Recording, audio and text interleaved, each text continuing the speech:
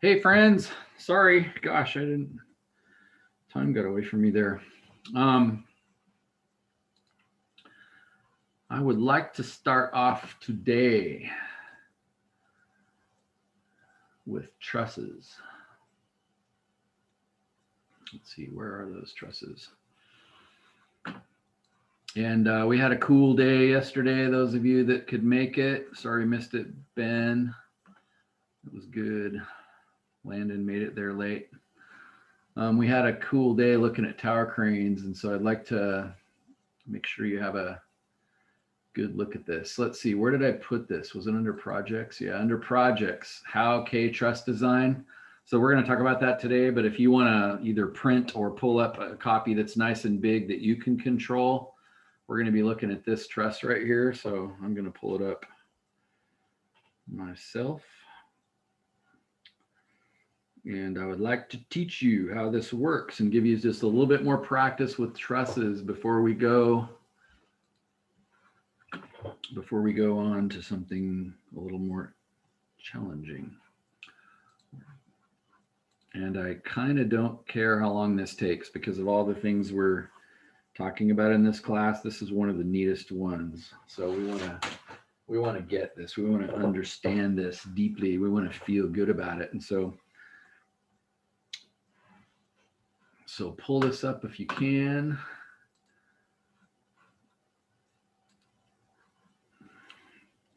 So what I'd like to do is kind of show you how loads happen, because as I've mentioned numerous times, your book problems have just kind of arrows pointing at things, and we're going to create those ourselves with this problem. And so I'd like to acquaint you with this. And I gave you a drawing down below that I made in AutoCAD of the same truss, but nice and big, and all the joints are labeled so that we can talk back and forth and agree. Let's look at joint J or joint C or whatever. But I'd like to, with your input, load this truss right now. So notice it's got a snow load of 25 pounds per square foot, and that's going to be abbreviated PSF when you look at a real truss. I showed you that a little bit the other day. So that's the roof snow load. So that's called live load. Again, your book doesn't talk about that at all, but that's called live load. And then the dead load roof is 7. And I mentioned the other day that that's like roofing and sheathing and things of that nature. And then you have ceiling dead load, which we agreed was sheetrock. And so let's take this truss over here and see if we can figure out how it works. Now I said, let's use a 36-foot Howe truss. And notice this particular design goes out to 36 feet, 24 to 36 feet. And obviously if it goes further, then you got to have a more complicated design in the web. Notice the trusses that I found online as a picture. That's a W truss. Yeah, it's not the same design. It's a W shape in there. It's a slightly different design. So I gave you access to that encyclopedia of trusses so you can look at other ones. And I copied that picture, that Howe K truss up there, straight out of there. Okay, so we have a 5/12 pitch, and it's, notice this is very important, it's carrying a 2-foot section of the roof. It's very common.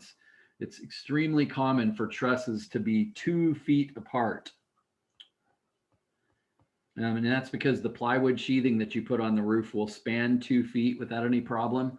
And so that's what you're after. You don't want to span them a foot because then you need twice as many trusses and it's really expensive. So that's what it's spanning. So does it make sense then, if that's the case, that this truss right here, that's not a good color, you need red.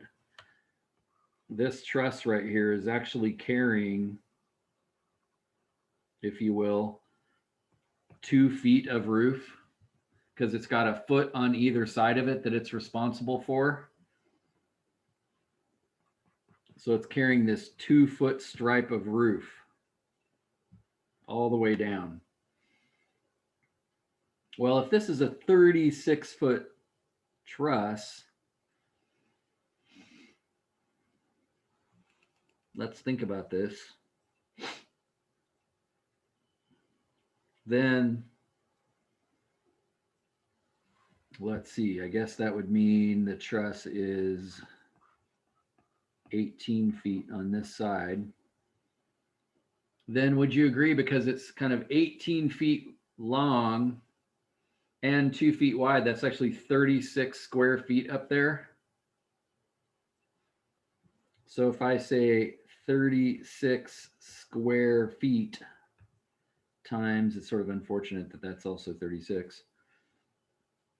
No, I guess that's okay. So 36 square feet times 25. Well, notice roof load total, we actually have 32, 25 and 7 times 32 pounds per square foot. The square feet cancel. So 36 times 32 is 1,152 pounds that we have up there. That's what's on that. Do you agree with that? On the top cord of the truss.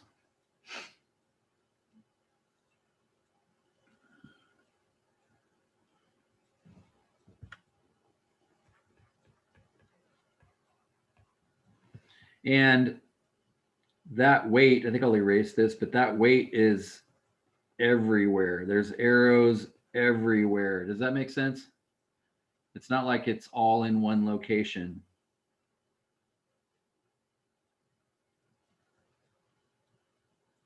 Now, what would happen then is this section of the board right here, does it make sense that would kind of bow down in deflection? But that's why this truss design is the way that it is. It's basically saying this can handle that. That 2x4 up there will be able to handle that. And so I guess you would say then if I take half of 1152, which is 576, that's kind of like you have a total of 576 here and 576 there. That's kind of spread out all along that board. Do you follow that logic?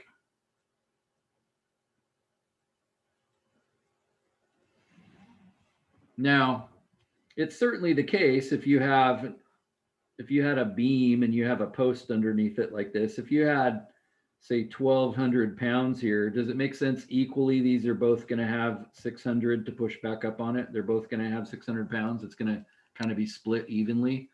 Well, that's what's going up. That's what's going on up on top then.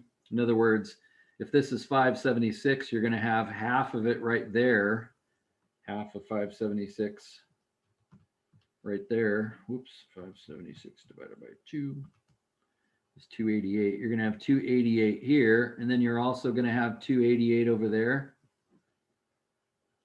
And then the same thing is going to be true with the next 576. It's going to put 288 here and 288 there. You tracking with me okay there?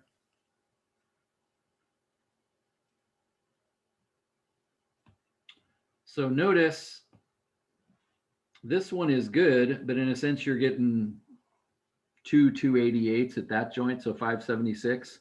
And then the same thing is going to happen here. You're going to end up with two 288s there, so that's also 576.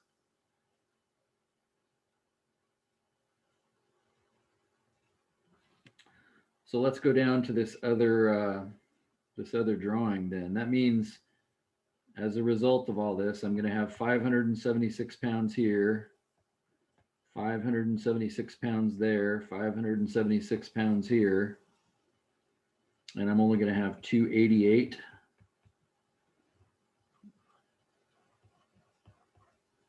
Do you agree with that?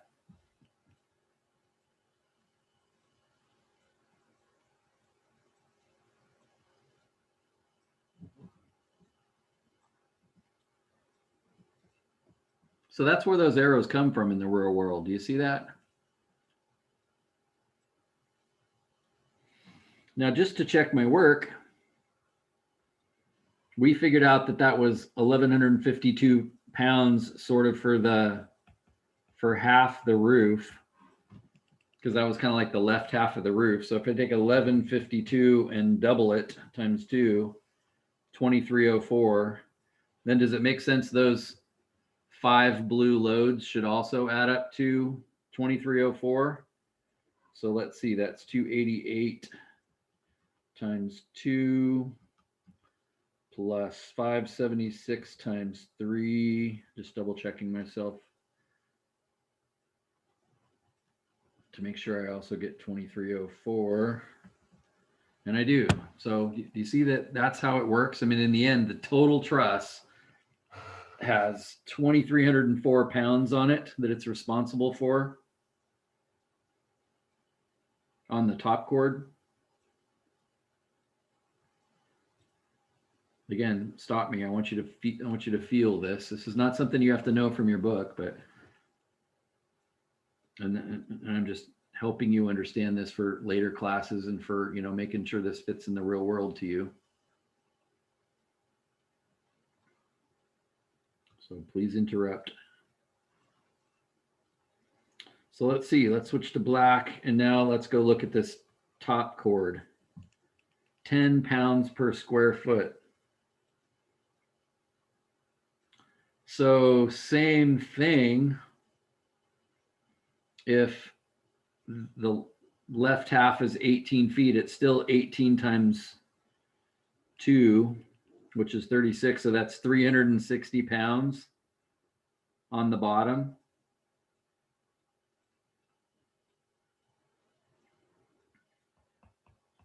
I'm going to write top chord of the roof there. So let's see, bottom chord, 36 times 10 is 360 pounds for the bottom chord.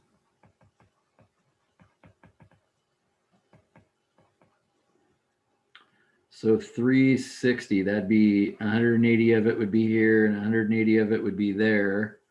So that would put 90 here and 90 there, and then 90 here from that 180, and then 90 there as well. So similarly then, I think that means that down here we also have 90 there, we have 180 there, and 180 there, and 180 there, and 90 here. Do you agree with that?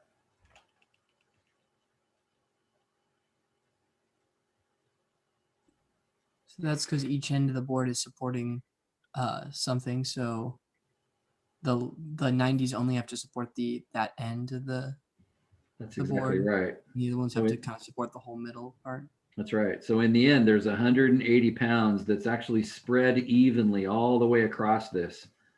A total of 180 pounds spread evenly across that, which of course the board's going to bow down. And what we wouldn't want is for that to be so much that the board went snap, which is why this design is what it is. Like you notice in this case, because our truss is 36 feet, that distance right there is only 9 feet. So a 9-foot board carrying 180 pounds, well, you weigh about 180 pounds.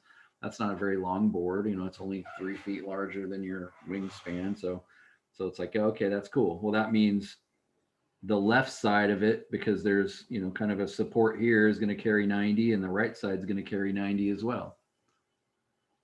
So it's transferring all of its load, just like this beam that I drew here. It's transferring all of its load to the outside. Yeah, it's bowing inside internally. We'll talk about that in the next section. But it's transferring all of its load, half of its load to one side and half to the other.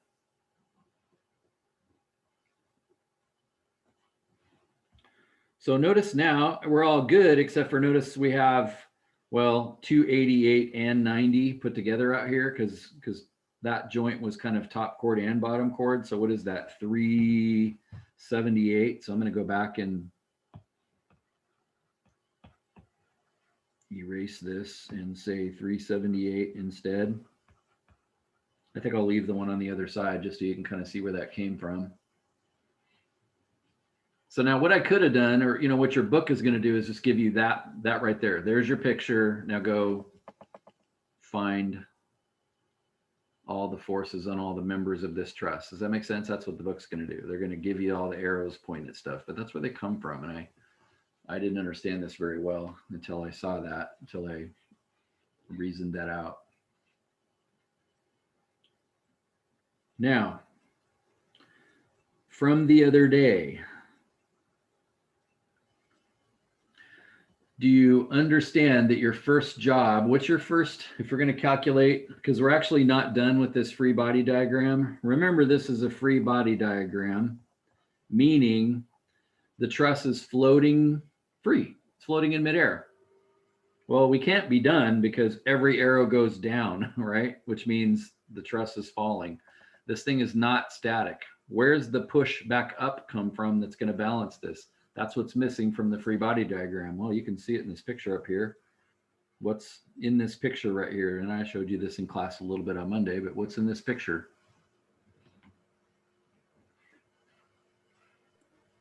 The wall supporting the roof. Yeah, notice it's being supported there and there. And so that's the push back up. Now, in our case, does it make sense? This is really cool because everything is totally symmetrical.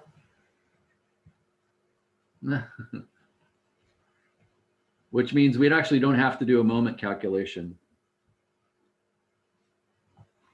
So the first thing we said you always have to do is get the reactions, because as a free body diagram, we're not done yet. So all I really need to do here is figure out what the sum of the forces in Y is.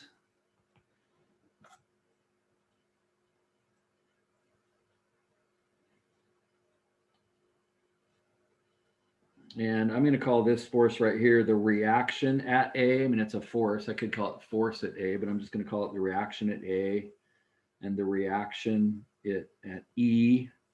So now it's a free body diagram, you know, as long as those are the right size. So let's go work all of that out.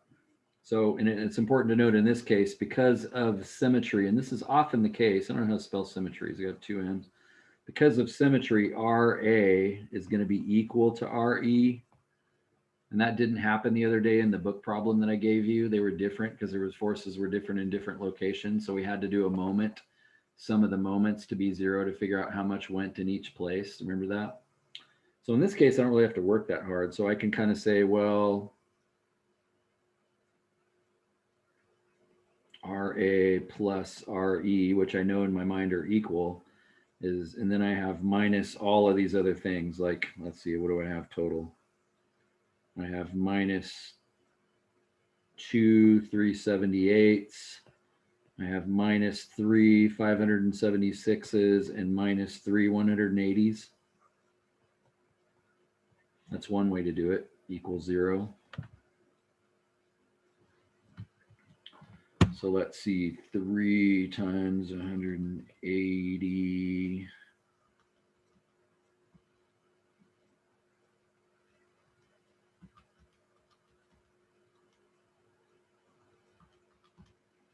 This means that RA and, actually I'll say equals, RE are 1,512 pounds.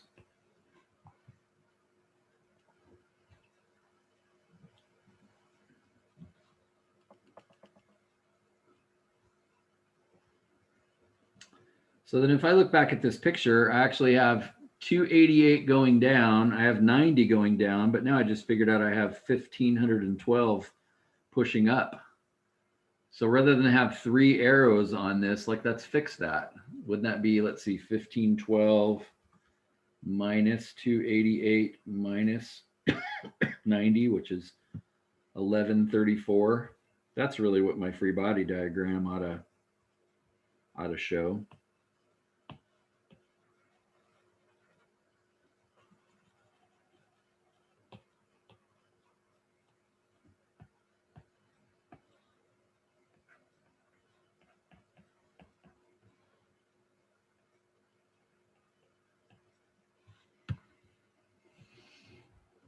Now, again, I find myself looking at that wanting to check, you know, just let's make sure 3 576s.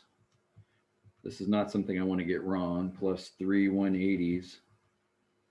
Let's make sure that totals 1134 times 2. It does. Okay, good. So this is not moving vertically now. So the snow and the sheetrock have caused all of that to happen.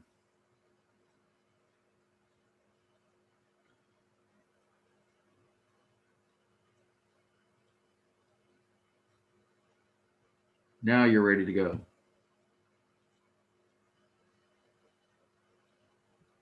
So what I'd like you to do, and I'm going to do it on scratch paper on the side myself because I haven't done this problem before, is proceed from there. Now, on a test, I might give you a truss, but I'm going to do what your book does. I'm going to load it for you. Like if I gave you a truss problem on the test, it's going to start right here.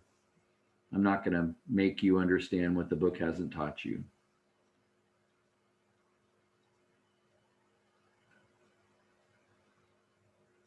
The other thing that's really cool about symmetry is, would you agree that you really only need to find, well, let's see, 1, 2, 3, 4, 5, 6, 7. You only need to find 7 members because of symmetry. All the ones on the right are going to be the same. Do you agree with that? So this isn't as long as it would otherwise be. So what I'd like you to do from your knowledge the other day, or because I asked you after class, are you guys tracking with this? And most of you were like, yeah, pretty sure, but I kind of need to practice. Well, there you go, practice.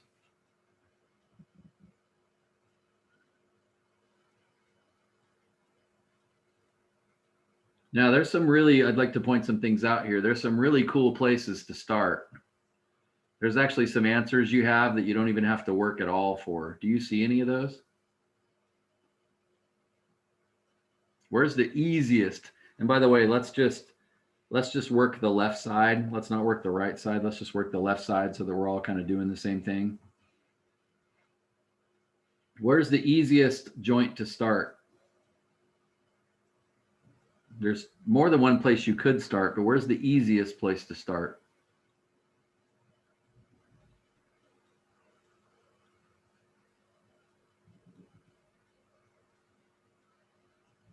Maybe middle. What do you mean middle? C, B, D, H? Let's see. C is very dangerous. Yeah. Why? Because there's 1, 2, 3, 4, 5 members. That's a tough place to start. And I don't know any of them. Does that make sense? I just know that collectively, all five of those guys have to stop that from happening. Do you understand that I can't just give it to this one and say that one will stop it? Because if I did that, does it make sense this then has to be 0 and 0? That may not be able to be 0. This is not a good place to start. Do you see that? Where's a place that's the opposite of that? A's only got 2 members on it, so A is good because there's only 2 members. What about B? Is it good? B is good. B is good. Now there's 3 members, but notice these 2 are horizontal, right? So what can they do being horizontal about this 180? Nada.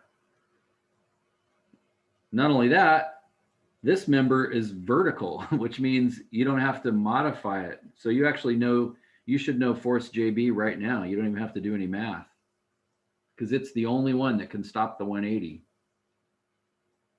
So you could start at A or B. I would definitely not start at J because I have 1 vertical force pushing on it, but I've got 1, 2, 3, 4 forces that can all do something about vertical. Do not start at J.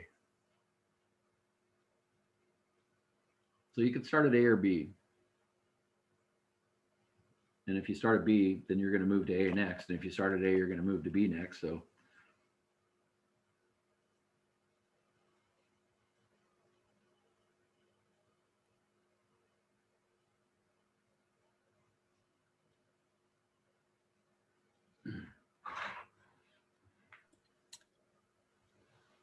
are we saying, are all those at, what are the lengths for those? Are those like at 30-degree angles or 45 degrees? Yeah, so we're going to need some links, aren't we?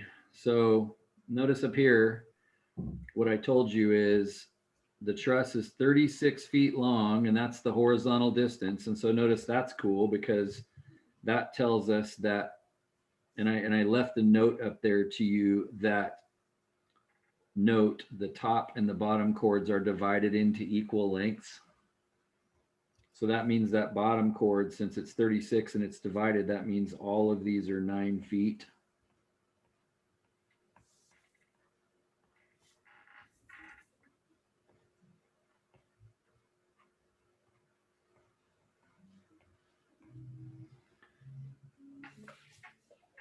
And then you're told the pitch of the truss is 5 and 12, which means, and I chose 5 and 12 because if you do the Pythagorean theorem on that, you get 13. You get a whole number instead of a square root, which is kind of nice.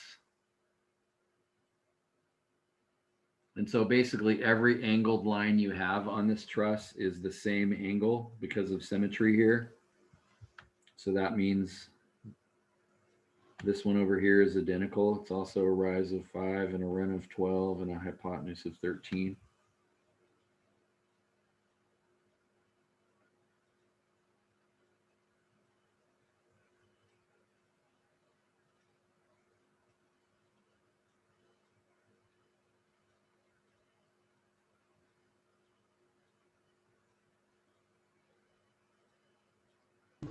How do you know that all of the slopes are identical?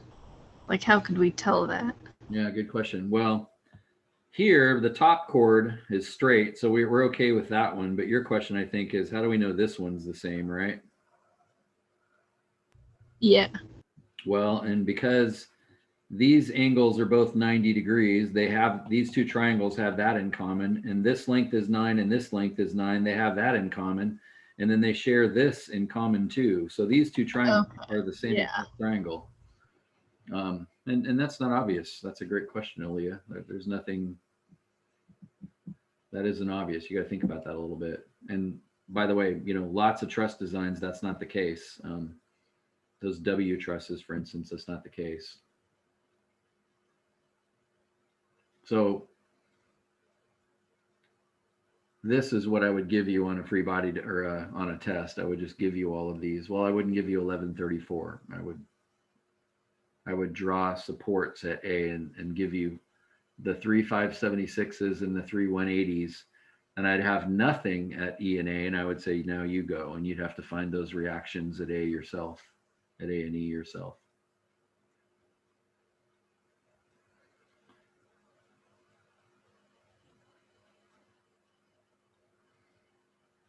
So the main thing I would encourage you to do is what I did the other day is, do something really organized in your notes. Use a lot of paper, especially on a test, because if you get the domino effect of these is such that if you get one problem wrong, it's going to make everything downstream of that wrong. So as far as me grading it, your work needs to be really clear, because if you make one mistake, I'm not just going to mark everything else wrong, and then you get like 10% on the test. If you only make one mistake, I'm going to follow downstream and say, okay, well, yeah, you made that mistake, but all of the other calculations were right given that mistake, and so I'm not going to mark those wrong. However, what's the penalty for getting one of these wrong in the real world? Doesn't matter why. You are fired. You can't get this stuff wrong. And again, computers do this in the real world. That's what's sort of cool and sad, all rolled into one. Nobody ever makes the calculations that I'm showing you here. That's all built in to software.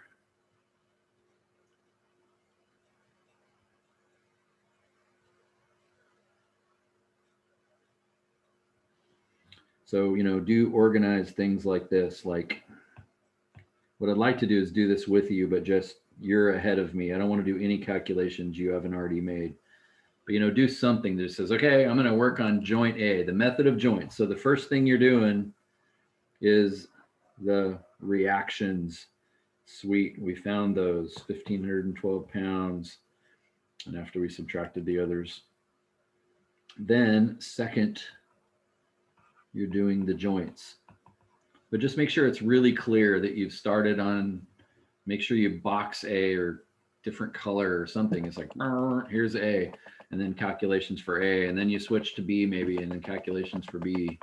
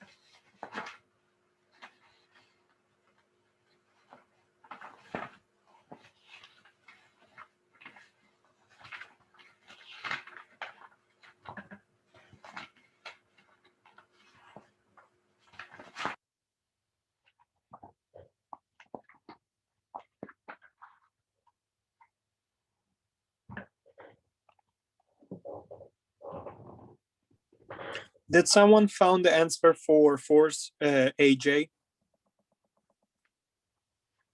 Yeah, I got 2,948.4 pounds Okay, good. to get to two. Okay. Cool.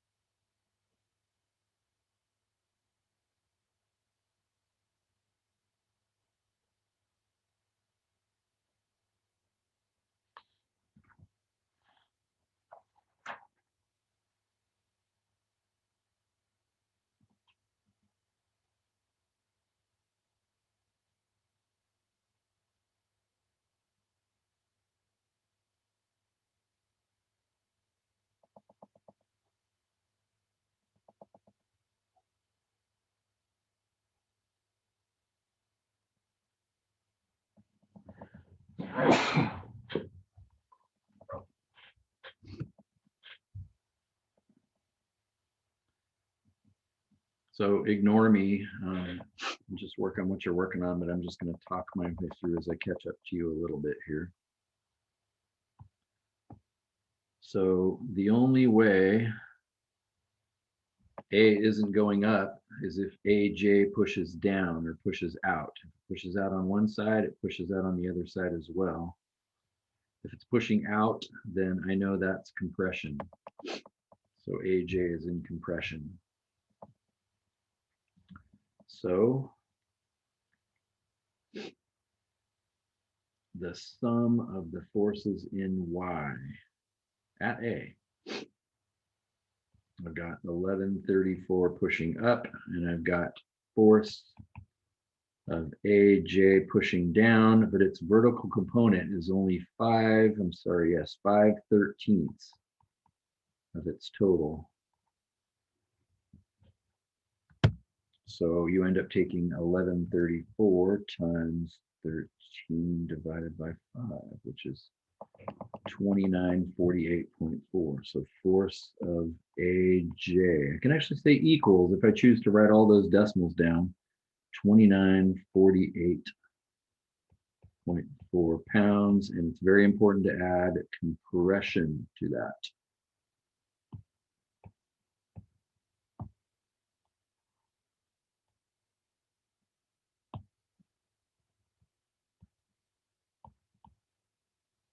I got a positive answer, which means I drew my arrow the correct direction. I don't think I could have really screwed that one up. But now we realize, as we did the other day, that that joint is also being pushed left as a result of this. Therefore, that causes AB to have to pull back, which means if it pulls back on one side, it also pulls back on the other. So that's in tension. So now I'm suddenly thrust upon me to find the sum of the forces in X. And so I've got the AJ force pushing left. The AJ force is 2948.4, but it's left, its component that's horizontal because it's fairly flat is 12/13, and it's left. So I need to have a negative sign in front of that. And AB is already pulling right, so I don't have to modify it.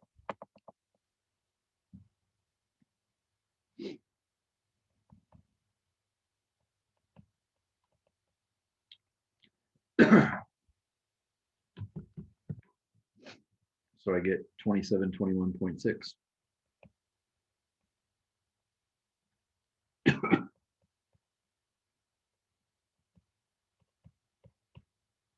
it's in tension. Did you get that? So I've succeeded. Again, make sure you understand what this means. If the board that I place, in this case it's wood, if the piece of lumber that I place at C or at AJ and at AB, if those are capable of not either crushing in compression with 2,800 pounds of force or pulling apart at 2,800 pounds of force, then I'm going to be able to get A not to move.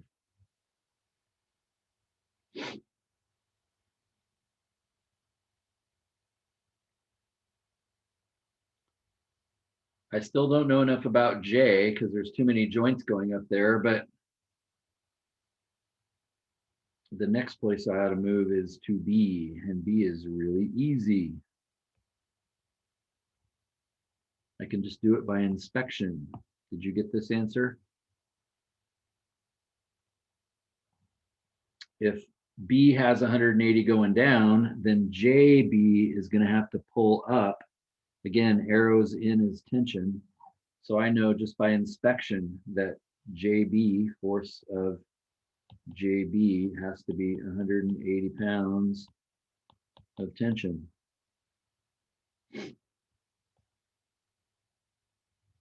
There, it doesn't move. But notice force AB is pulling left on B, which means BC must have to pull back. So that puts it in tension. So I just figured out force BC then. Force BC also has to be 2721.6.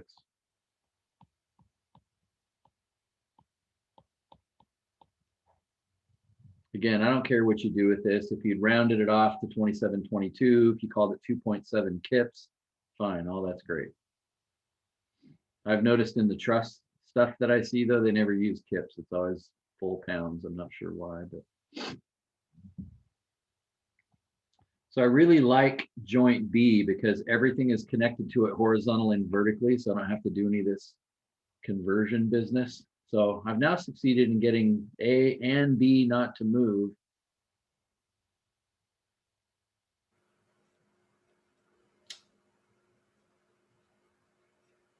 And now you're in a world of hurt.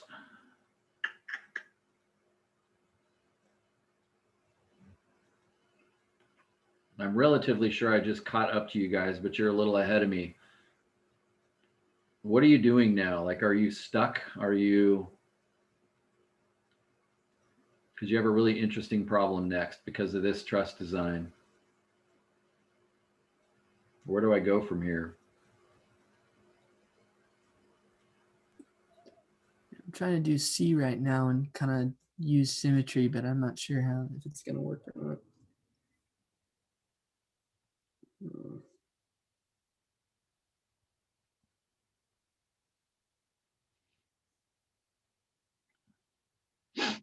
Now, based on symmetry, does it make sense you actually know, CD right now as well? Mhm.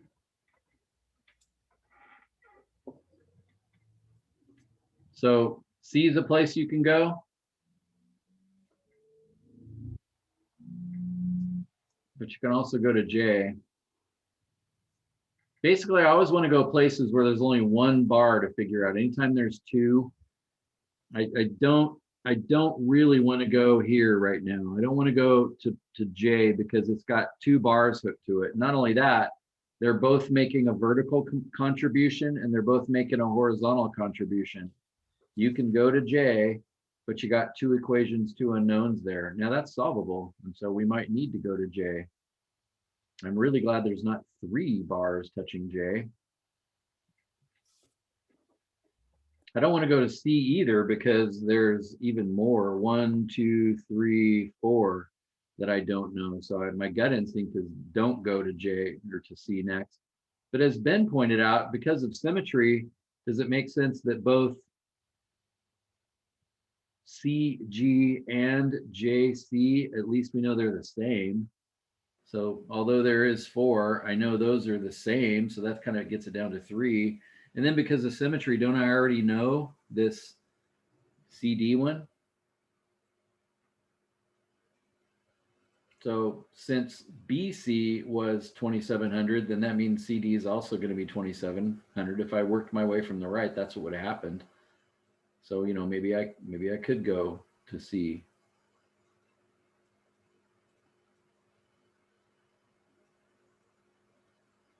So Ben went to C next. I'm curious what the rest of you did. Where'd you go, Landon?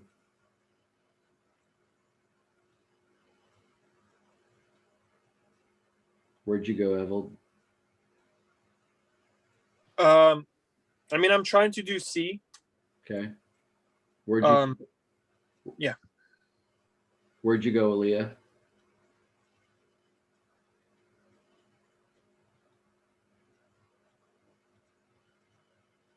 Landon and Leah are like, I went to the bathroom. That's where I went next.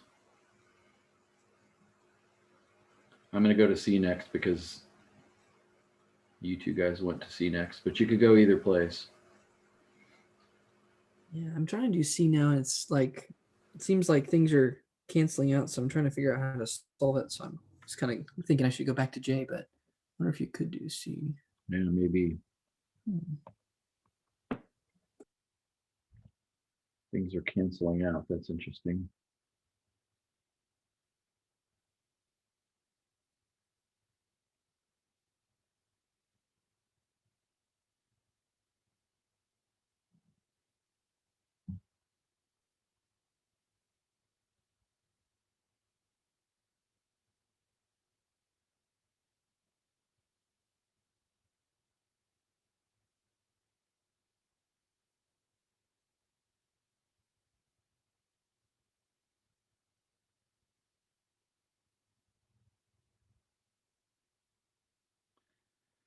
So there is a pretty big problem at C that I just realized. So let's go.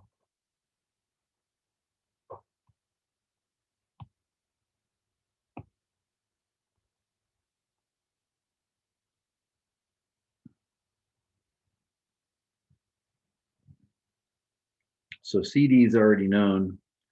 Does it make sense? It doesn't do any good to find a sum of the forces in X if you're at C.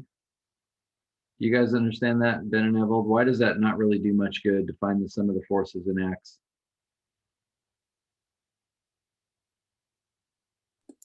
Because when you try to set it up, we already know the two BC and CD, and those cancel each other out. Yeah, these are going And to then, cancel each other out. Yeah, and JC and CJ do as well. CG do as well. Exactly. In other words, I don't know, is this one pulling and this one pulling? Well, they're going to cancel each other out no matter what they pull. You could put 50,000 pounds on those and they're going to cancel each other out horizontally. Or maybe I have the arrowheads drawn the wrong direction. Maybe they're actually the other way. Doesn't make any difference. Now they're pushing on that joint 50,000 pounds. So I can't do a sum of forces in X. What happens though if I do the sum of the forces in Y? And we got two unknowns. I got two unknowns, so I actually don't think I can go there because this pulls up.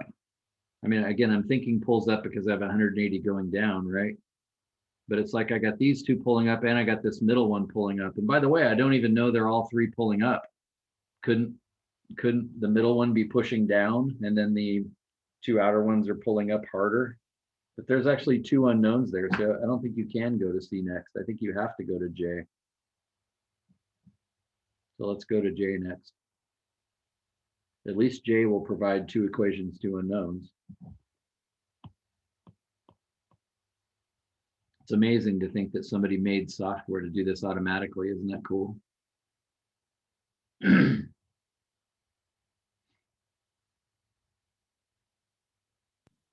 So I have a question. Are you trying to show us something on the screen? No, I was just Okay. trying to give you guys a little time because I don't want to do this for you. I'd like you to. So I'm going to give you a second to try J. Like let's all switch to J now that we've. And I wasn't convinced, but I am now. We can't go to C next. That wasn't a good choice. But we can go to J next. The other thing I would encourage you to do. Let's see here. Is something I've encouraged in the past, which is assume tension. So what I'm going to do here is I'm going to go to these two spots and I'm going to assume that's pulling away. I'm probably wrong about that. Do you understand that? As a matter of fact, I know I'm wrong about that. Why do I know I'm wrong?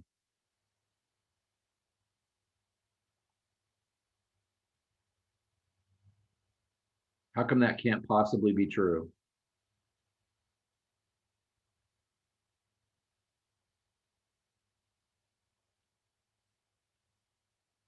Oh, because all the forces would be going to the right. All the forces are going to the right. Now, the problem is that means one of those two forces that I just put up there, or perhaps even both, are going to the left. And what I don't want to do is kind of just guess. And I can't tell this time. Do you agree with that? Like, I really can't tell. So I'm saying if I assume tension here and I solve both of these and they both come up negative, then I'll know, oh, they were both actually in compression. They were both pushing left. If one comes up positive, one comes up negative, then I'll fix it. Do you see what I'm saying? So I'm going to assume tension. So I'm going to J. And I'm going to assume tension in force JH and force JC. It actually doesn't matter. You can write anything there you want. And if you're wrong, then you get a negative answer instead of a positive answer, and then you can fix it. If you're lucky and you're right, then they both came out positive and you. But in this case, it's actually very hard to guess.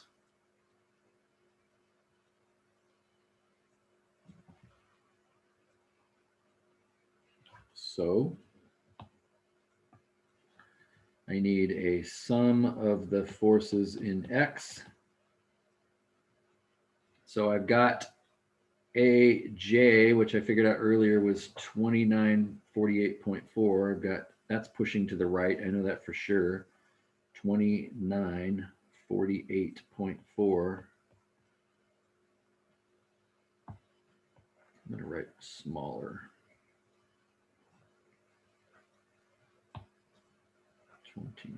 2948.4. But to be horizontal, that has to be multiplied by 12/13. So I've got that.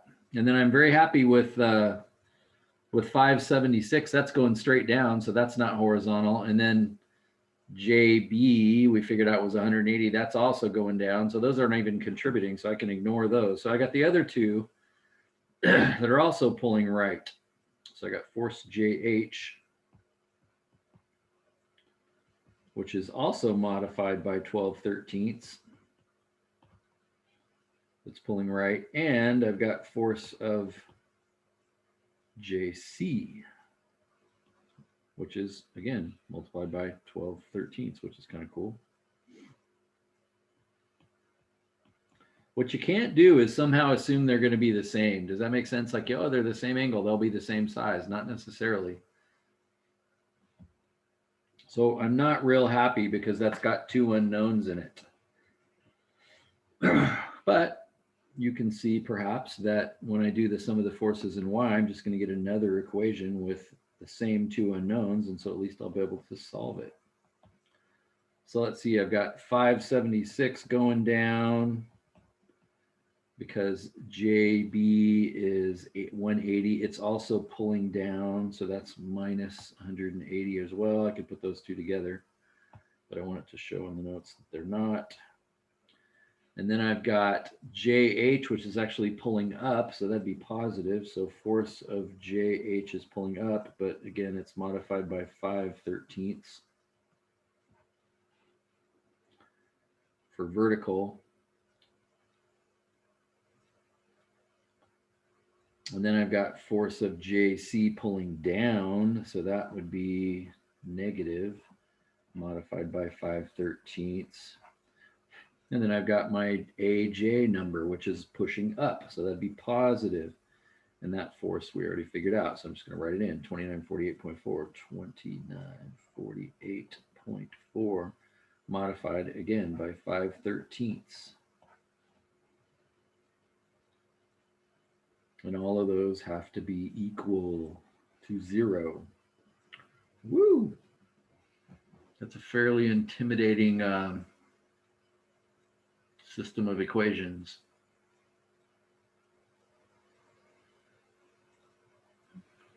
But I'm going to use a matrix because this is important and I don't want to screw it up.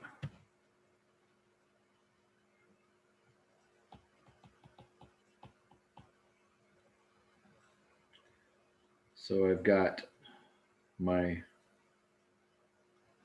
force of JH column, my force of JC column, and my constant column.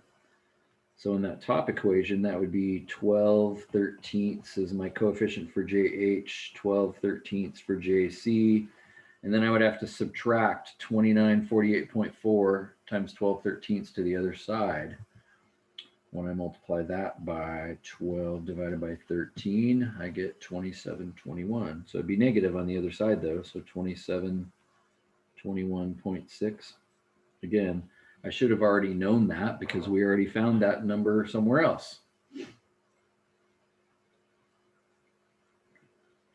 And then in the second equation, I have for force of JH, I've got 5/13. I've got negative 5/13 for force of JC.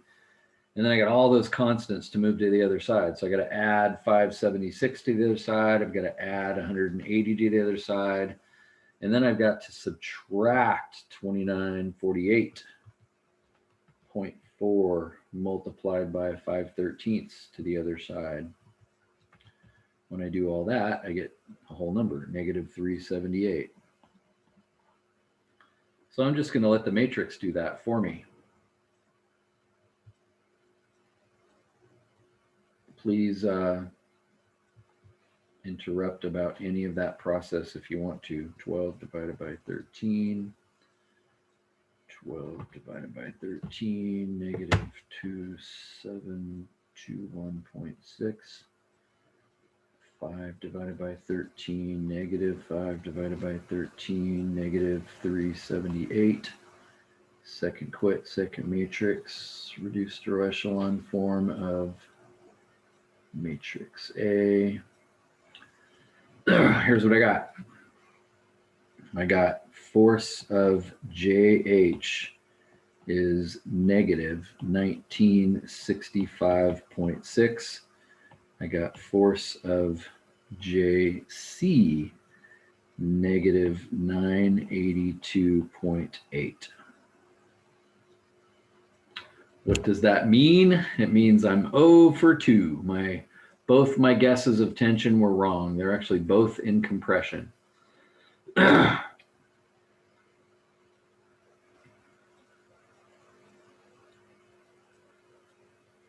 Now, it's very important to go fix your free body diagram.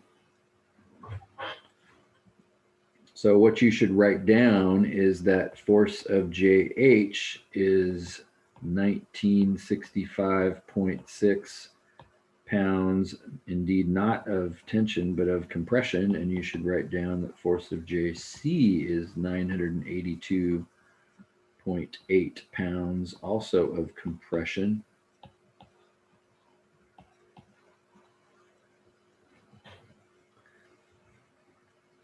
And you need to go back to your free body diagram and do what? What's very important to go back here and do? Fix our arrows. Fix the arrows. So this is actually pushing this way. Aren't you surprised that both of them were pushing that way? I am. And again, jump that to the other side. So they're both actually in compression. It's just kind of cool to add that to your sheet.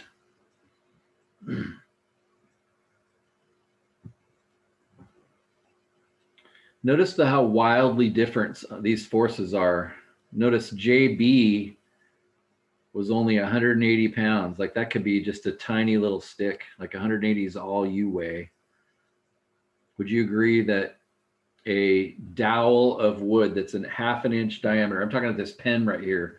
If I hung on this pen is not going to pull in half. I mean, literally means you could put just the skinniest little wimpy piece of wood there possible. Whereas other ones are like 3,000 pounds. I mean, it's just interesting. But to make a truss, you don't stick all different kinds of wood in there. It takes too much time. So it's not just the amount of wood, it's also the amount of time. They use the exact same piece of wood for every one of these 2x4. Because that way they can just stock 2x4s, chop 2x4s, leftovers can get reused as 2x4s, but some of them are way overbuilt, if you will. Just interesting.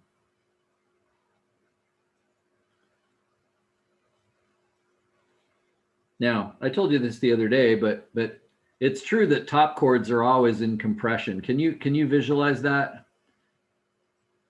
Like I could have known that top chord was in compression and stuck that in there in the first place. But notice, interestingly, it'll always be true that the bottom chord is in tension and the top chord's in compression all the way around in a truss. That's always true.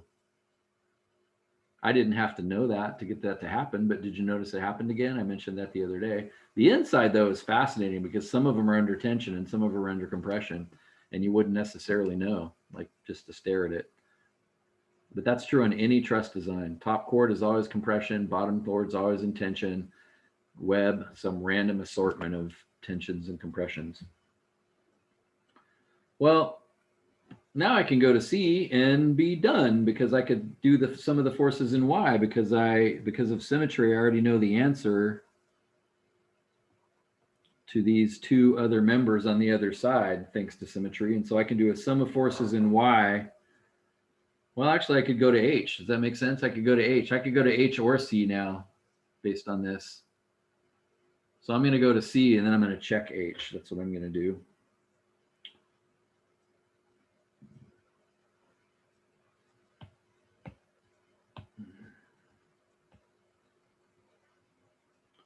And I'm going to do a sum of the forces in Y. So what do I have? Again, this is why I need those arrows so desperately. I'm looking back here and I'm seeing, okay, look, everything is pushing down. That's interesting. Everything's down. And so I know for sure, I don't even have to guess. This is pulling up. There's nothing's pushing down. So that has to pull up. So that tells me this is in tension. And I'm not guessing this time. So that's kind of cool. So I've got that JC that I just calculated, but it's got to be modified. I've got that JC pushing down.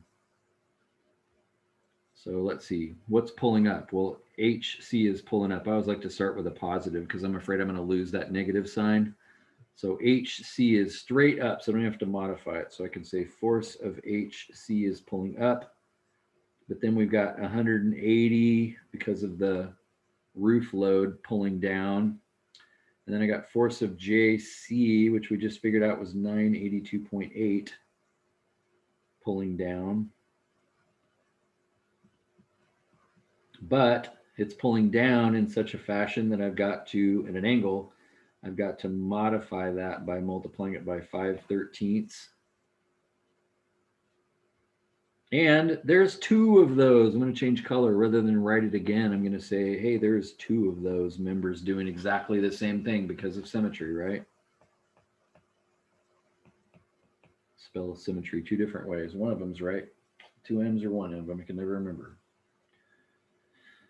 That's it. And that's got to be equal to 0. That's all the vertical forces that are on that dude. And so apparently if I add 180 to the other side and I add 2 times 982.8 times 5 divided by 13, I've went very carefully here. I got 936 exactly.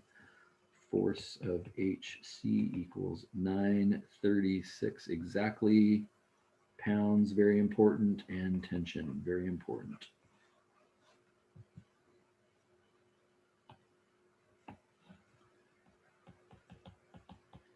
If I have time on a test, I'm going to check by looking up at H. I never went to H. Because of symmetry, I already know what HC is doing. Left and right, I already know it's going to balance. But what I'm concerned with is up and down. So the question is, 576 is pulling down. I just figured out that HC is pulling down. The question is, are the red and the black vectors pushing up? And is it all going to go to 0 if I sum the forces vertically? I'm sure hoping so, because it means if not, then it means I got to go back and look at everything I did and figure out where I went wrong. It's way better to go slow with these problems.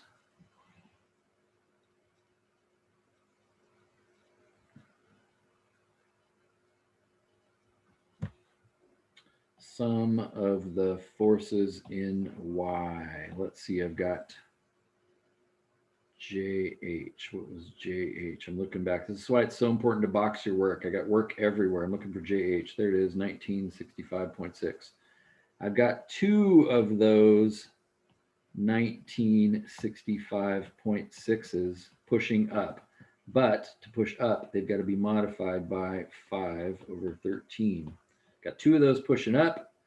I've got 576 coming down, and then I've got that HC that I just figured out, 936 going down, and I need all of that to equal 0. There's no unknowns, and so again, I'm on the edge of my seat here, hoping that if I type that whole mess in, it really is 0. And if it is, I can go to bed resting peacefully.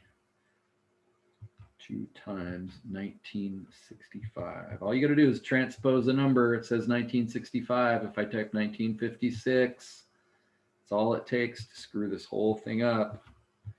The chances of getting this right, if you're alone, are really slim, I would say. That you didn't push one button wrong anywhere. I didn't. I got 0. Bam!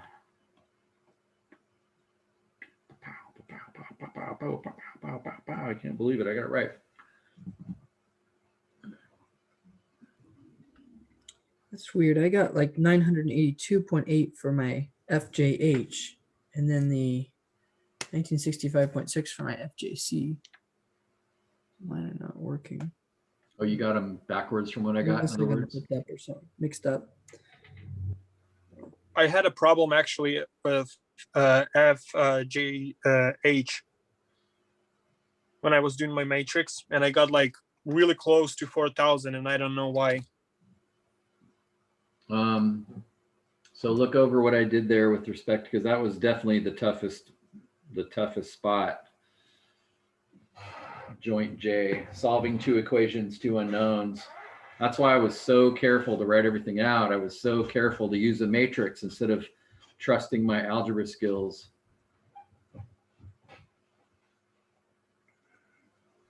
Yeah, we can't see your work on there past. Yeah. Just What the is drawing. it? See, I thought it was Jay that you were. It's not refreshing the screen you're sharing. No, it's not. Yeah, we're not seeing any of the work. I'm going to say stop share and start over again. Maybe that'll reset it for us.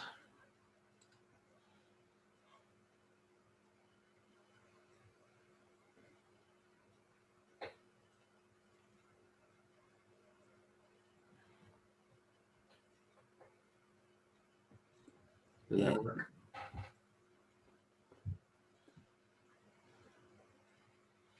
Are you seeing what you need to see?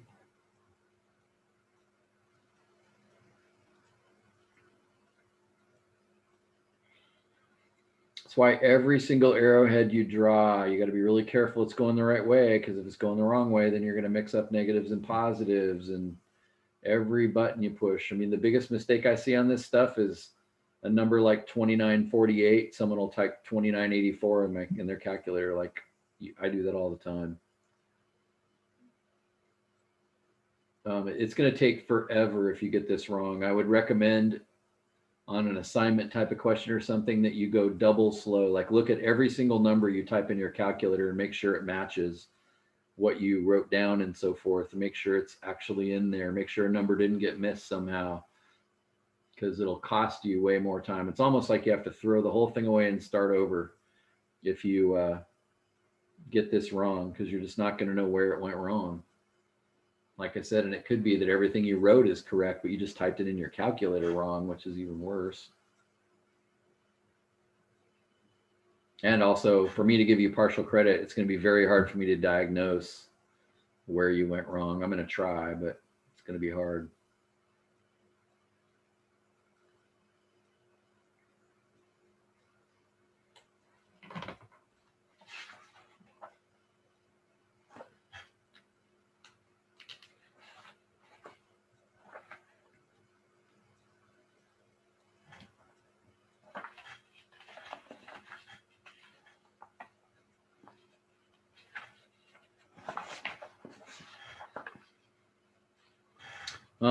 I've got one more book problem that I need to show you today. Would you like to break off and start looking at it since it's 12:15, or would you like to say, that's okay, give us 5 more minutes and we'll stay 10 minutes late? What would you guys prefer? I need like 1 more minute on this FJH question. And Great. I had no problem staying late as long as you can stay a few minutes late. We usually go to 12:30 anyway, so.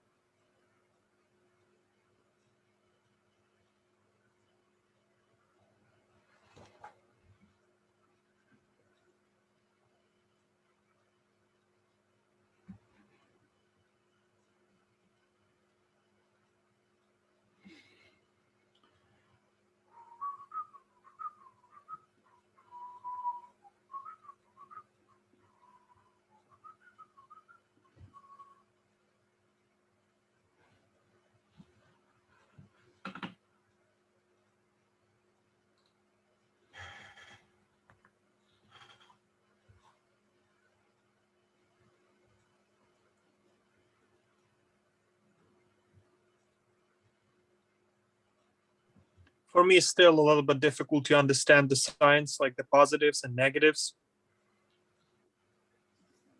I mean, finding the numbers it's okay, but understanding let's see, the tension and compression. Yeah, based on the system that I'm teaching you, it's important to, note that arrows in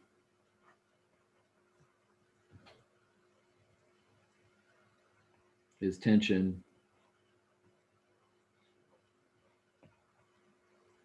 and arrows out is compression. Again, I'm thinking of these arrows as how the member reacts, not what it, I want to say experiences, but I don't have room to write that word, but let's just say feels. In other words, if the walls close in on me on the side, I'm going to feel that I'm being pushed in on. Does it make sense? That could be thought of as arrows in. I'm being pushed in on. But that's what I'm experiencing. No, I'm saying, what am I going to have to do to stop that? Push out. So arrows out is me pushing back against the fact that I'm being crushed. So I'm being compressed. I'm choosing to push back.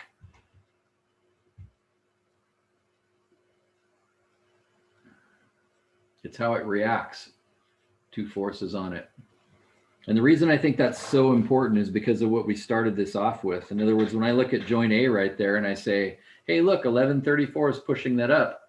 That, in other words, left alone, that joint's going to fly up in the air with a lot of force, 1,100 pounds. And I'm saying, well, I can't let that happen. So I'm going to have to come in and push down on that. I'm going to have to push back. And who's going to do that? Well, this guy right here, he's the only guy that can push back against that. So he's going to have to push. He's going to have to push out. Well, why is he pushing out? Well, in response to the fact that he's being smashed. I mean, if this pushes up on this, isn't it taking this board here and kind of smashing it, compressing it? So that board's going to have to be able to say, no, you don't, push out. So I said this the other day, but again, that's my own convention. And I think personally, I mean, everybody thinks a little bit differently. But I think this makes way more sense than if you read the book on this section. I don't think you're going to understand it very well. I think my system for this makes more sense.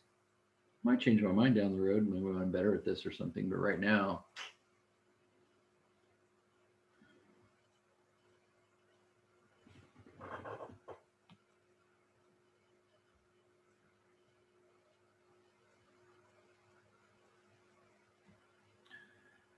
so let's do this. Let me start into this other one because I need to show you something kind of new, but not very much new. And then we can stay after class and spend more time if you have more time.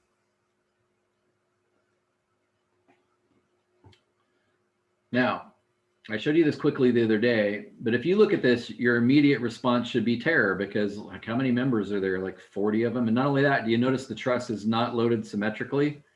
Screen's not still sharing, refreshing for us. No, you're not seeing anything? Yeah, I seen the last page. I'm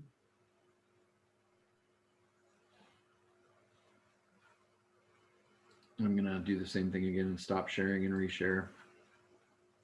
Please do. Please interrupt very quickly when that happens because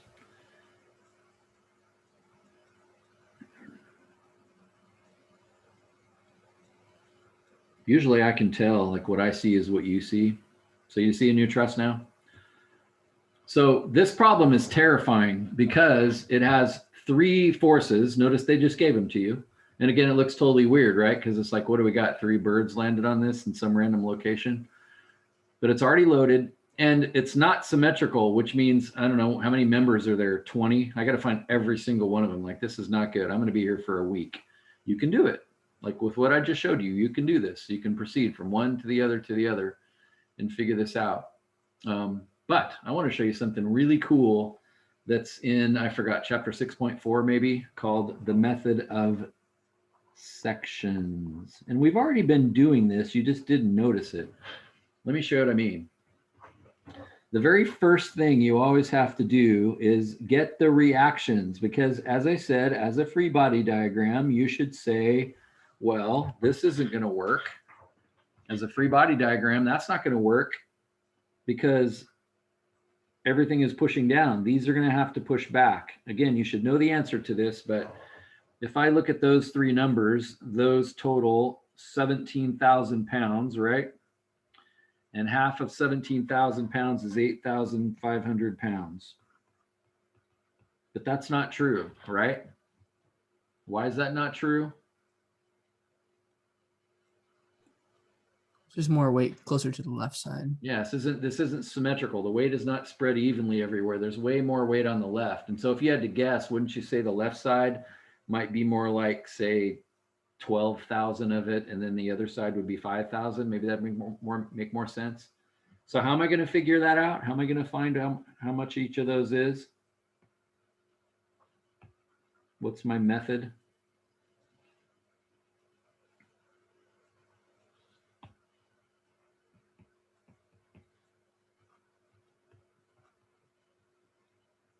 So I'm replacing the connections that I see there. And by the way, look carefully at those connections. Do you notice the left one is pin connected, which means it has a horizontal and vertical component?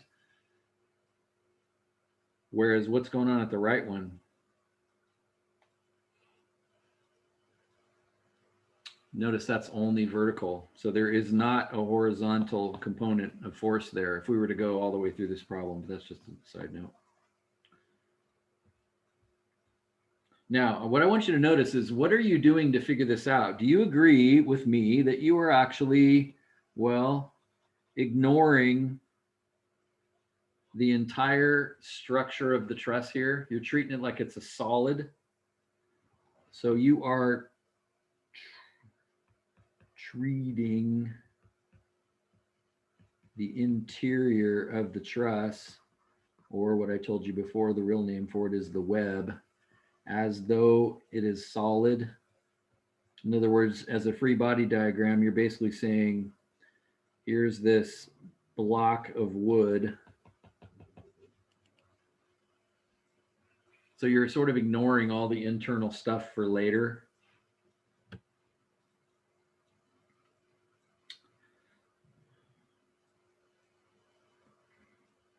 And so and this is what I was fishing for earlier, you're going to have to do the sum of the moments to see how much goes each way. And you want the sum of the moments. Remember, it can be around any point you want, but you want to pick A or G, because that way it gets rid of one of those, right? So I want to say, I don't know, the sum of the moments around A. That's got to be 0. So, okay, what do I got? Well, I got F force of G pushing in the positive direction. And it's a distance of, what is that? 1, 2, 3, 4, 5, 6 nines. So that's 54 feet. So that's positive rotation. And then all the other ones are negative rotation. So that'd be 4,000 times 9. I can see this is going nowhere. So I got to move it down here. Minus 8,000 times 18. Minus 5,000 times 5 nines, 45. That's all got to be 0. Sweet. It's only one unknown. That's easy. So if I add 4,000 times 9 to the other side, and I add 8,000, looking at my calculator to make sure every number I'm typing actually goes in there and I wasn't dyslexic, and I add 5,000 times 45, double check, yep, it's all there. I get a big number on the other side, I divide by 54, and I get 7,500. So the force of G, 7,500.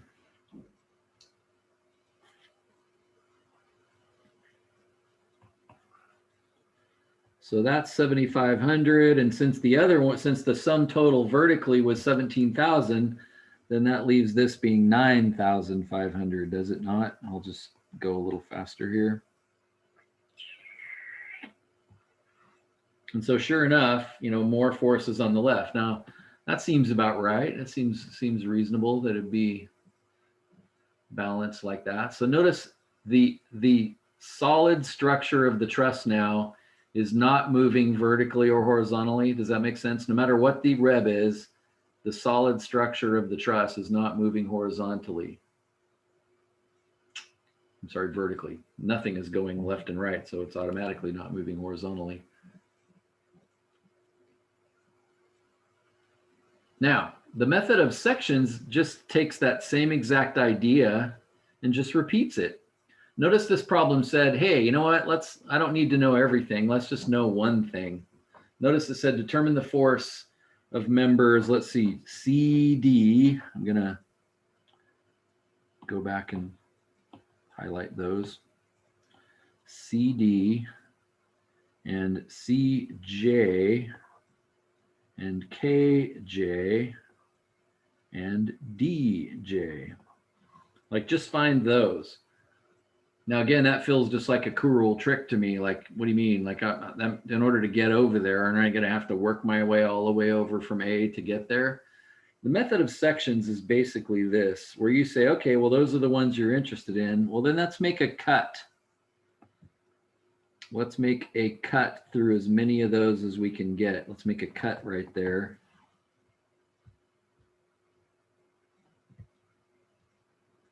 So now as we proceed to the method of joints, what we're going to do then is, well, draw a free body diagram again, except for watch what I draw. I'm going to purposely randomly choose the left side. I've got two sides of this truss now because I cut it there. I've got the left and the right. I could choose the left or the right. So I'm going to randomly, I don't have a good reason for this even, randomly choose the left. Actually, part of me says that's dumb. If I chose the one on the right, it's only got one force over there, 5,000.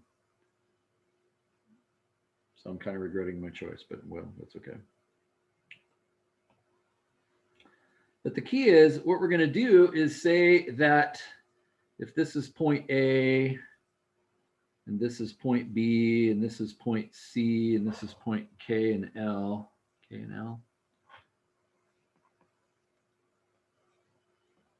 we're going to treat this as though it's solid again. In other words, we said we didn't care what was going on in there, right? We didn't care what each of those was doing. So there's our free body diagram. Again, the beauty of a free body diagram is, in order for that thing to sit there floating in space, then we got to have arrows pointing to and from that thing in such a fashion that it doesn't rotate, it doesn't move up, it doesn't move down, it doesn't move left, doesn't move right. What arrows are on this? You tell me, say them out loud.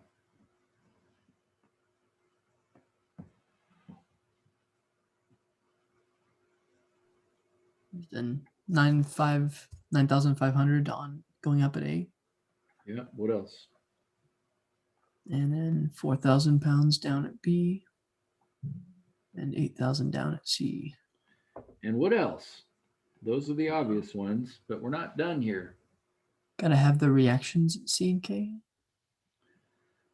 Or, I've got members hooked to that. Does that make sense? Like, that is, there's stuff connected to that. That is not, it's connected. What's connected? Well, isn't there a force here? And notice I'm, again, assuming tension. There's three members hooked to this that are doing this. Do you agree with that? And these are both aiming down at J. And this one over here is aiming over at D. Just going to purposely draw that a little shorter so it's accurate. Now my free body diagram is complete. Do you agree with that? It's attached to stuff. Now, would you agree that this section that we pulled out does not know, it is not aware that DJ exists over there because it's not touching it? And I'm not so happy with that because that was one of the things that they wanted us to know here. But I don't know, maybe I'll figure that out later. But now my free body diagram is complete. And so remember, we need this thing not to rotate. We need it not to move up, move down. And we need it not to move right and left. Now, if you just look at the forces that we actually know, would you agree it is moving up and down? That's not good. Do you agree with that? Doesn't it have 12,000 going down and 9,800 going up? That's not good. Who's going to stop that? There's only one force of our three forces that's going to stop that. Which one?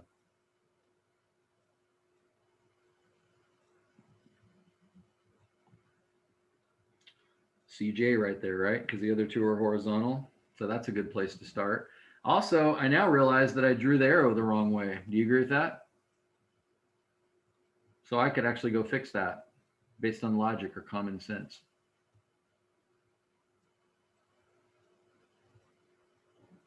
So I just want to reason with you here for a second so that you see this clearly. Where should I start? One option would be to start with CJ and the sum of the forces. I think I'm going to turn that around. No, I think I'm going to leave that alone. I'm going to start with CJ and the sum of the forces in Y. That'd be a good place to start. Can anybody see any other good place to start? The forces in X are not so good because I don't know anything in X. I'm a little nervous about that. But what about moments? What about rotations? Remember, I got 3 unknown forces. So I could say the sum of the moments around any point. Notice I got a lot of choices. A, B, C, L, J, K, D. But I need to choose a point that's going to eliminate some of those unknown forces. Do you agree with that? Where's a good point to choose? Maybe C. Maybe C.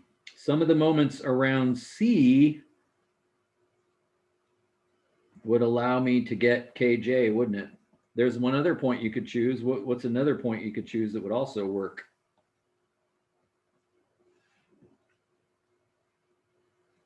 Two of those forces are pointing right at it.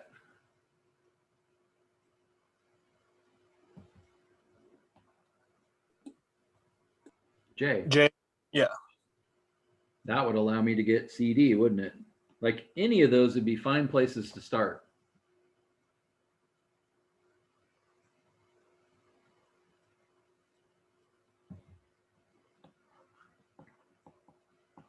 All good. Moments are generally better. Moments are kind of safer calculations, if you will. And again, you're free to go in and fix some of the arrows, but I'm just going to leave them alone. I'm just going to say I drew them all in tension, so I'm just going to go with it, even though I figured out a second ago that CJ isn't wrong. CJ is not right. Let's see. I'm going to do the last one. The sum, I have no good reason for this. The sum of the moments around J. And of course, I know it needs to be 0 because that part can't be spinning, right? We can't have that thing spinning in the air. That's not static. So what do I have? Well, from J, notice I got to go back and look at the dimensions up here. Notice the height over here is 12. I never have needed that before. And all those widths are 9. So let's see, the sum of the moments around J. Well, I got 9,800. Now I want positive numbers first. I got 4,000 that's causing counterclockwise rotation. And from J, that's a distance of 9 and a distance of 9. It's a distance of 18. You agree with that? So that causes rotation and in the positive direction. And I've got 8,000 times the distance of 9.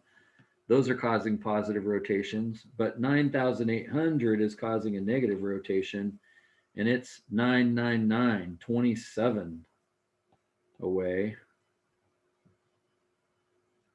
And by itself, that's not going to be 0.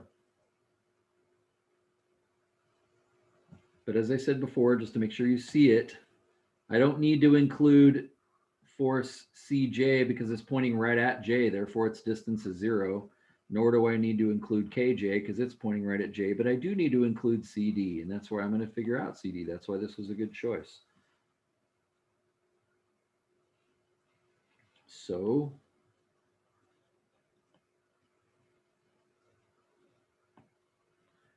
let's see, that's going to cause counterclockwise rotation. If I've guessed the arrow right, remember I might not have guessed the arrow right, but this is about to tell me whether I've guessed it right or not.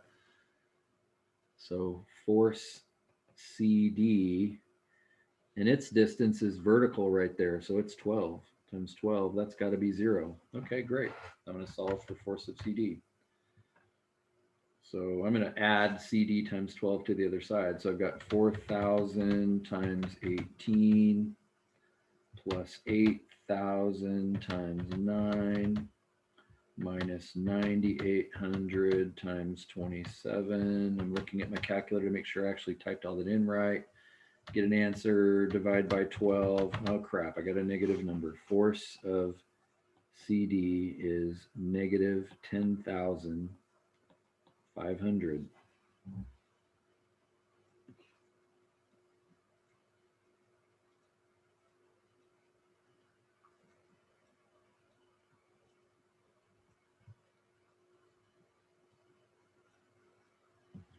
So that means the force of CD is actually 10,500. I wasn't wrong about that, but instead of arrows in, it's arrows out, which means it's actually under compression.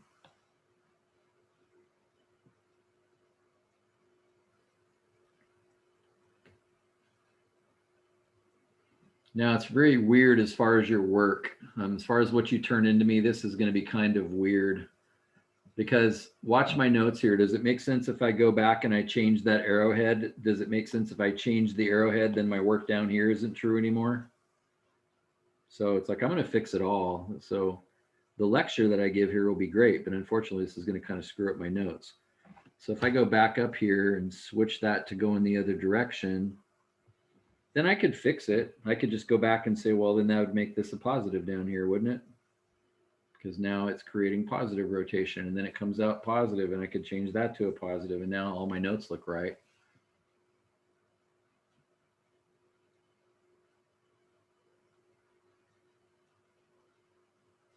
So, I mean, isn't that cool that you can actually skip over the top of all that stuff in the middle and just go right where you want to go? That's really cool.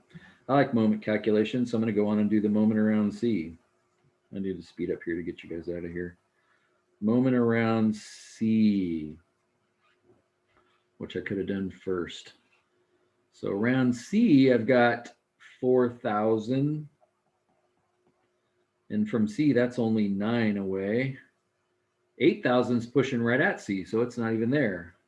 I've got 9,800 that's actually causing negative rotation around C, and it's 18 away since C is a little closer than it was last time. And then I've got KJ, and again, I've guessed here. By the way, can anybody tell me, I should know what KJ is right now without even doing any math. Can anybody tell me why? Nope, never mind. I'm wrong. Forget it. Let's keep going.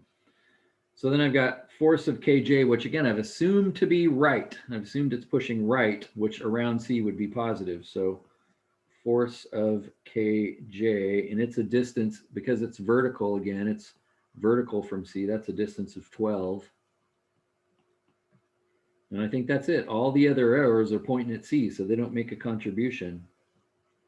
So again, if I got it right this time, if I got lucky and this really is tension, the arrow is pulling to the right, then I'll get a positive number. So let's see, I'm going to add the numbers to the other side. So that'd be 9,800 times 18 on the other side. I'd be subtracting 4,000 times 9 to the other side. Yeah, I got a positive number. So now when I divide by 12, I get positive. Force of KJ is 11,700 pounds. And again, my arrowhead is pointing toward the center, so that's actually tension. I got it right. I got lucky. I got it right. It's very hard to tell. It's very hard to just guess.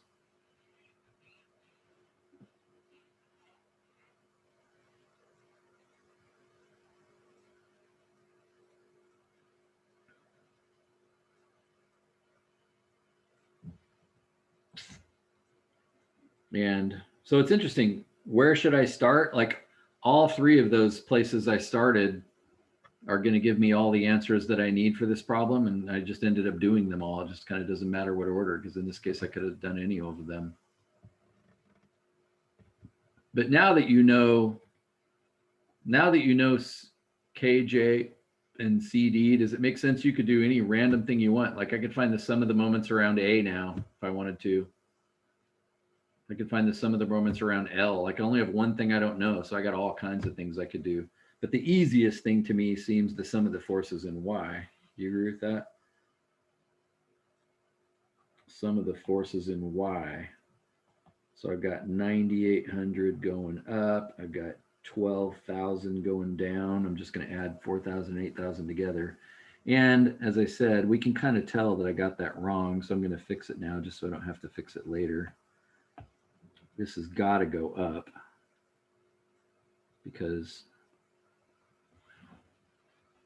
so that's the force of JC or CJ. What's the modification for that though? Like notice it's at an angle. What's the angle?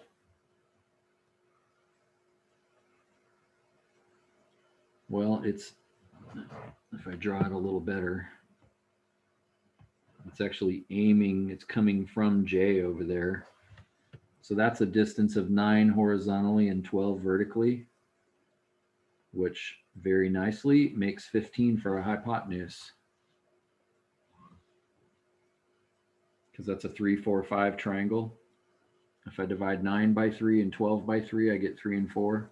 So I did that without having to do Pythagorean theorem because I knew 3, 4, 5 was the right triangle. So how much of that is vertical? 12/15. So that's all got to add up to 0.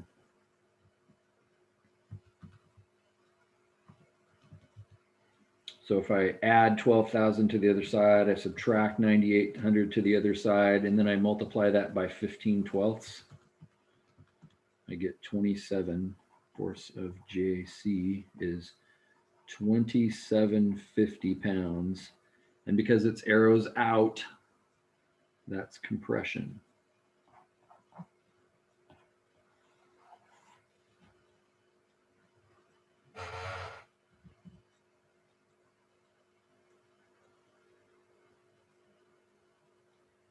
So I'm actually staring, I just looked over at my notes, and I don't have the same answer for this that I had. I think the 98,000 should really be 95,000. I'm actually staring at my notes, and I don't have the same answers I got before. Yeah, I think the So- force of AY is 95,000 maybe instead. Yeah, that's exactly what I have in my sheet. In other Okay. words, that 9,800 wasn't right in my case.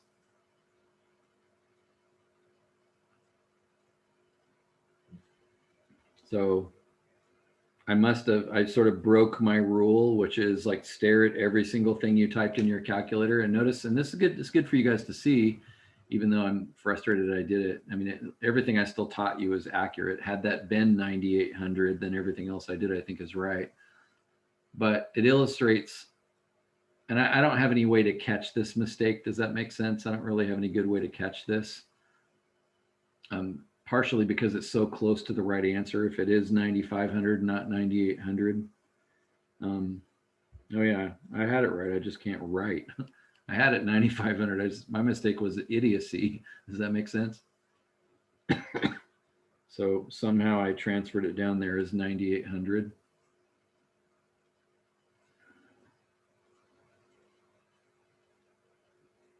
So I didn't even push any calculator buttons wrong.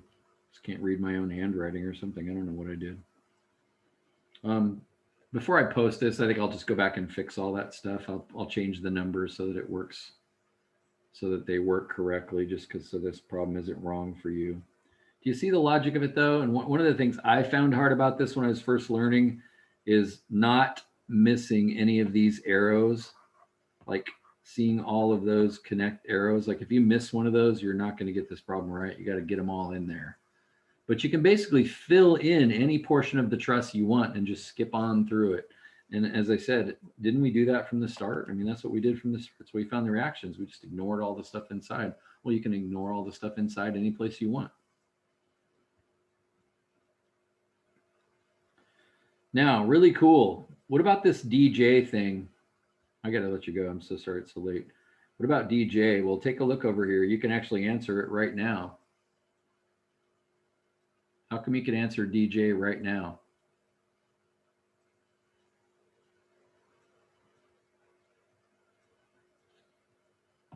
Can DJ pull down?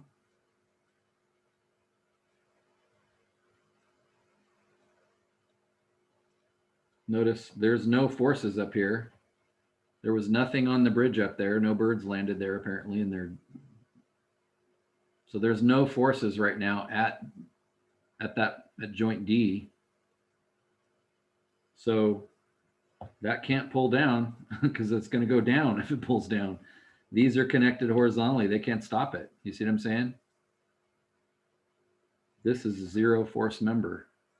You could actually take that out. That doesn't even need to be on the truss.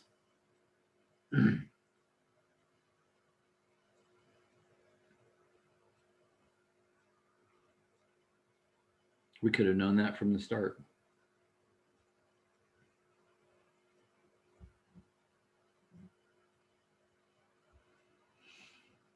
All right, feel free to stay, but man, I'm sorry. It's just there's so much cool stuff in it.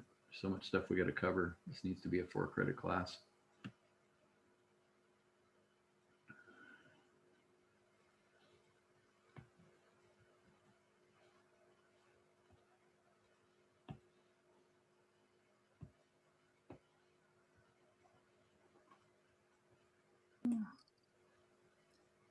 Guess maybe I should go then. So thank you, Doug.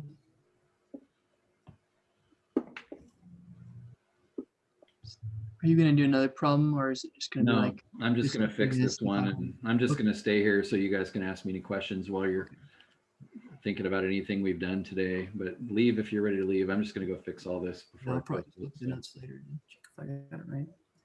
All right, bye. Bye-bye.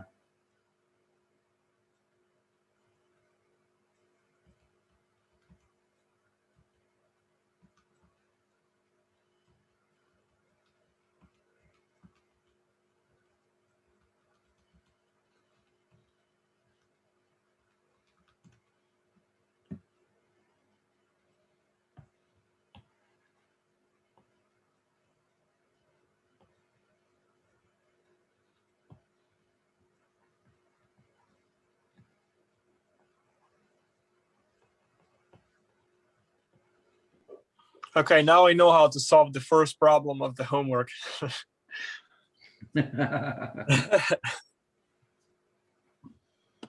So basically, we're just assuming that like the green stuff it's just all static, right? Yeah, that's exactly right. You're thinking of it as just being solid. Mhm. What's interesting though is if you filled that in with say plywood or something, you made it out of plywood, it doesn't mean it isn't working. You see what I'm saying?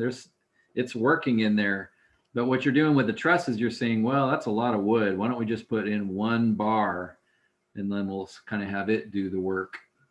So yeah, you can basically fill in anything you want. One of the things that's really cool about this too is to like go back and try to do this on the right side and see if you get exactly the same answers. Because you should. That's what's amazing.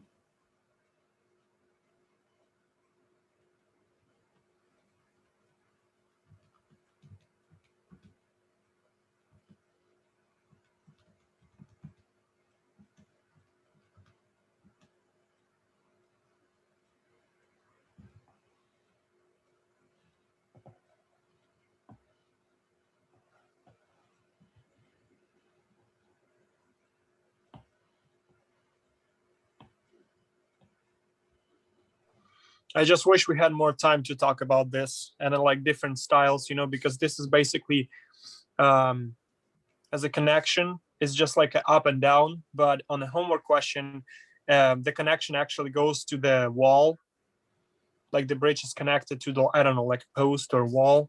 Yeah. But basically, I think it's just the same thing. And to that end, you can text me anytime between now, and the weekend, and you don't, most of you guys are working on your stuff. It's like if we get to Tuesday and you're like, I still am not really done with this question because I'm stuck someplace, like let's talk about it. I mean, in a sense, there's nothing else I need to show you for you to survive that question. But I've only shown you a couple examples, so it isn't like you're just suddenly awesome at it. Take some time to kind of put all the pieces together. So ask me questions, even if it's not, even if it's late. I mean, I want you to have your work to me ideally by before Tuesday's class. But so if you only have one question left, ask it. Okay. So if it's all symmetrical on the two sides, we're not using the moments, right? We're just using the total forces to find stuff. Well, it's totally up to you. If you know things are symmetrical, and they'll never be symmetrical for your book problems, by the way, so you don't have to worry about that. They just often are in the real world because of the way things are loaded in the real world. So symmetry can just save you a little bit of time. But moment calculations are usually more informative. It's generally a good idea to do moment calculations first.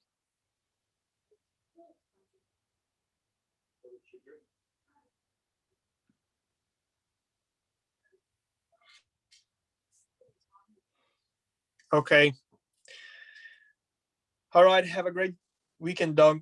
Okay, I'll post this for you guys. Landon, you okay? You still there?